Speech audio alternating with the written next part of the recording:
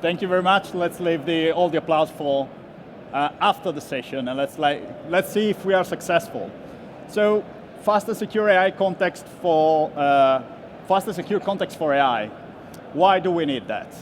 Well, I'm Francesco. I'm the field CDO at Aiven, and during this summer, what we did is we interviewed more than 200 C-level executives of companies across Europe and US. And what we found out is that we asked the question, where are you within your AI journey? And we found out that only 17% of people are actually in production with any AI use case.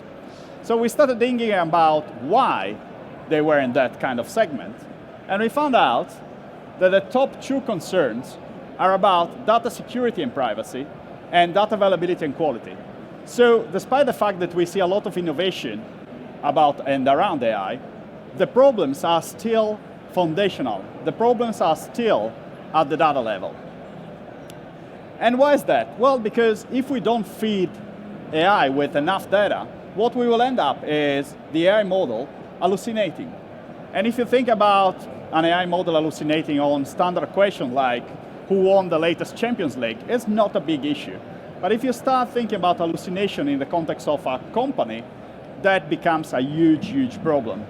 We just saw some time ago a person being able to being fully refunded for a not refundable ticket in Air Canada. This is something that at company level, you cannot just provide. You cannot take the risk of providing wrong information to your customers. So how did we solve this? Well, the common solution to provide context to AI is through RAG, so retrieval augmented generation. How this works basically is that we store the data in a data store, and we somehow are able to provide context to the AI. All this, the basic of this, works with vector search. And vector search is the ability to put our information in some sort of n-dimensional space, and then when we need to retrieve some context, we are looking for data points that are close, for documents that are close to our original research. However, there is a small problem with this approach. The problem is that vector search is a pure proximity search. It's not an accurate search. This means that, for example, we are in Vegas. We want to look for the hotel for the weekend, right? But we are really, really picky in which hotel we want to go. We have few requirements about our hotel. The first one is that we want the room of the hotel to look at the sphere. The second requirement that we have, it's a little peculiar, but I like all the bed to be in purple. All the sheets on the bed should be purple. The third requirement, because I'm here with other two friends, is to have 3 beds. I don't want to share the bed with a friend. So if we think about this use case in the context of vector search, and we provide this input to retrieve the context, we may find ourselves in a part of the universe, in a part of the space, where we don't have a lot of objects, where we don't have a lot of rooms available that satisfy all the requirements that we provided. And if that is the case, a requirement that for us is, for example, a must-have, like the 3 beds, could be dismissed because there are not enough rooms in the space that we are looking at that are fulfilling all the requirements that we said previously. This is where using a mixed approach, an hybrid approach, with hybrid search is useful. So what is hybrid search? Hybrid search is the ability to mix vectored and standard search together.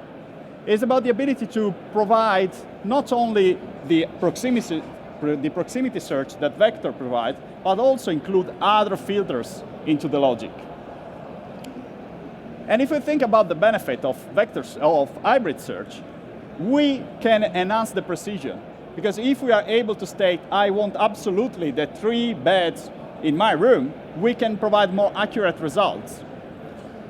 We probably also provide better performance, faster performance, Because if you think about performing vector search on a huge data set, vector search is extremely computation intensive. If you are able, through some additional logic, to filter the results before performing the vector search, we are going to perform vector search on a smaller amount of data, and it will be way faster. And the last piece is also interesting. It's not only about having more accurate data, it's also about imposing limits to what the user, the query, can look and cannot. If we are only talking about proximity search, there is the risk of leaking information that we shouldn't leak.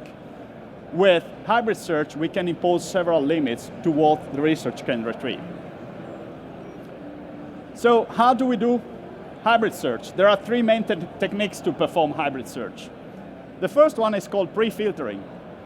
We go into a data set that contains all the rooms of Las Vegas, and first of all, we filter for the rooms that have three beds as our main requirement.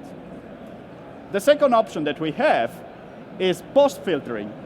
In this case, what we do is we perform the vector search across all the rooms in Vegas, and then after we retrieve the most relevant result, we filter only the rooms that have 3 beds. The third option is called re-ranking.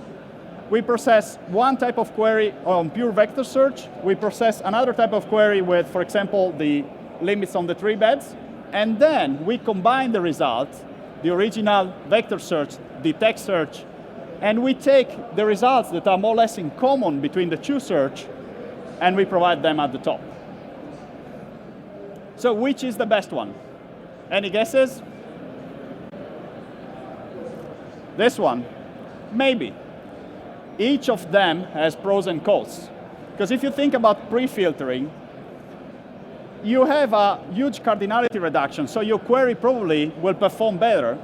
But on this other side, you are losing a little bit on the semantic effectiveness. What this means? Well, I could say that my room has 3 beds, or I could say that my room has a double bed and a single bed.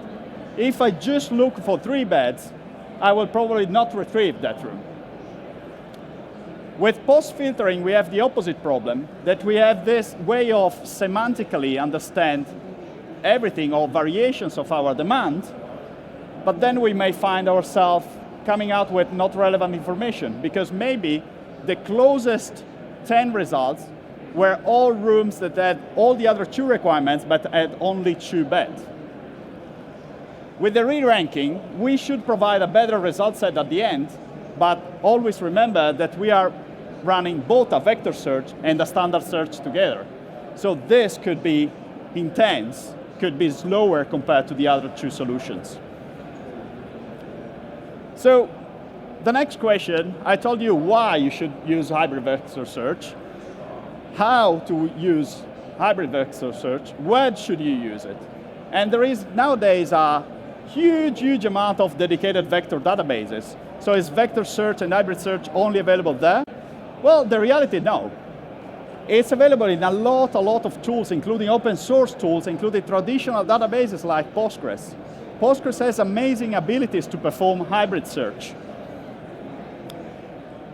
To go into the details of what you can achieve with Postgres, Postgres has the ability to perform vector search, has the ability to store embeddings, to store vectors, and has the ability through dedicated indexes to improve the performance by a lot.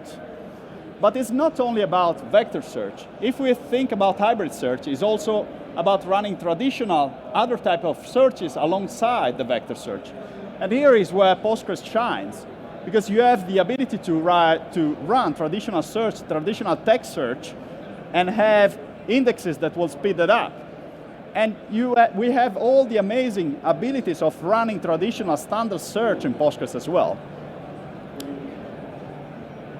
If we just check a query in Postgres, this is a hybrid search query, because it's mixing a vector query with a full text search. And then it's doing the re-ranking at the bottom. So as you can see, with a simple SQL, we are able to fully express an hybrid search. And then if you use Postgres, we achieve other benefits. Because if we don't require a specific database to perform hybrid or vector search, we get that we are not moving the data from one database to the other, from one technology to the other. So the data remains there. And with that, what we get is that we don't lose consistency. If we are thinking about using our Postgres for our operational workloads, we always provide the right number. We are not copying the data to somewhere else. We are not losing the ability to verify that, for example, we have 3 rooms available that satisfy our conditions. And the last piece, which is very, very important, because we are not moving the data, because we are using our operational database, we keep our security definition about data and visibility in one place. So we are simplifying and we are enhancing our security. What we did as Aiven recently is that we tried to make everything a little bit easier. This is where we started collaborating with Google. Google has an amazing tool called AlloyDB, which is Postgres compatible. And they have a tool called AlloyDB Omni that allows you to run AlloyDB on premises. Google came to us asking to support their multi-cloud clients by providing AlloyDB Omni in all the clouds. And we are doing that. And if you use AlloyDB compared to Postgres, you don't have only the Postgres compatibility by default, but also you have enhanced performance both in writes and in reads, and then you have pre-built integrations with AI assets. What this means is that while if you use standard Postgres, you need to have an external compute node that does the integrations between the database and AI, with AlloyDB, you can just write SQL and call AI models and retrieve embeddings and do all the amazing things that you can do with LLMs. Another tool that I want to talk about is OpenSearch. OpenSearch is an amazing search engine. We have been using OpenSearch in a long, long time for text search. But OpenSearch has also amazing vector capabilities with dedicated indexes to speed up the performance. And this works really well alongside the traditional text search that we have been using with OpenSearch. Another type of query, another example with OpenSearch, we are not talking about SQL anymore. We are talking about post messages, a request to retrieve data. And what we can see here is that we are embedding in a single request a vector query alongside a standard query. And OpenSearch has amazing capabilities to allow you to define if you want to perform pre-filtering, post-filtering, or if you want to allow OpenSearch to take the best decision based on the query that you are submitting. But at the end of the day, vector search and hybrid search are only part of the problem. The problem is that AI is at the center, but your data is scattered across a huge variety of different tools. This is why most of the time you don't need just a point solution, but you need a platform that allows you to collect the data from wherever it is, secure it, transform it, prepare it for AI in order to perform the vector or hybrid search. And this is where a company like Aiven can help you. What we provide is a unique platform to satisfy all your data needs across all clouds. And we catalog our services into stream, store, and serve, and we provide the same level of security, optimization, and the same way to govern your data assets. If we drill down into the 3 categories, in the stream area, we offer the best of the streaming solution, from Kafka to Kafka Connect to Mirror Maker that allows you to glue together more Kafka services, and then tooling for the enterprises that are allowing you to secure, administer your data really well, and also to manage additional security settings that are not native in Kafka. In the store area, we offer the best of the databases, the open source databases from Postgres, MySQL, Valkey, Dragonfly, and ClickHouse, and now we offer also Aiven for AlloyDB Omni. In the serve layer, we are providing OpenSearch, ClickHouse, Metrics, and Grafana. So we provide a complete end-to-end solution that satisfies all your needs. If you want to know more about what we provide, and if you're interested to dig more into the vector search and hybrid search, I suggest you to scan this QR code, go to our dedicated page where we expose not only the why and the how, but also some of the examples that might get you interested in vector search, the limits of standard vector search, and where hybrid search can help. So, to basically finish up, what I suggest is, if you're around the top part of this AI adoption journey, and you want to move into the production level, providing secure, fast AI context to your, secure and fast context to your AI, I believe you should check out Aiven, because our mission is just to free your data from wherever it is and make it ready for AI. And with that, I will welcome any question from your side. Thank you very much.